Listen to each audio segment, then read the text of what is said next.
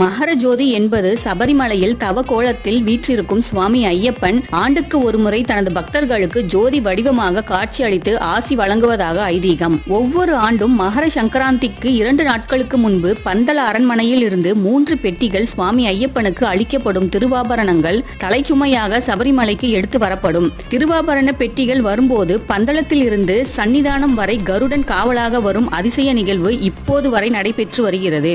மகர சங்கராந்தி அன்று மாலை சபரிமலை வந்தடையும் திருவாபரண பெட்டிகள் சபரிமலை மேல்சாந்தி மற்றும் தாந்திரியிடம் ஒப்படைக்கப்படும். மாலை சிறப்பு பூஜைகளுக்கு பிறகு வைர கிரீடம், தங்க ஆரம் உள்ளிட்ட ஆபரணங்கள் சுவாமி ஐயப்பனுக்கு அணிவிக்கப்படும். பிறகு கற்பூர ஆரத்தி காட்டி முடிந்ததும் சபரிமலை ஐயப்பன் கோவிலுக்கு வடகிழக்கே அமைந்துள்ள காந்தமலையில் 3 நட்சத்திரங்கள் அடுத்தடுத்து 4 நிமிடங்கள் ஒளிரும். 3 நட்சத்திரங்கள் தெரிவது தெய்வீகம் நிறைந்து இருப்பதற்கான அடையாளம். தெய்வ சக்தி நிறைந்து தெய்வத்தின் வருகையை முன்கூட்டியே அறிவிக்கும்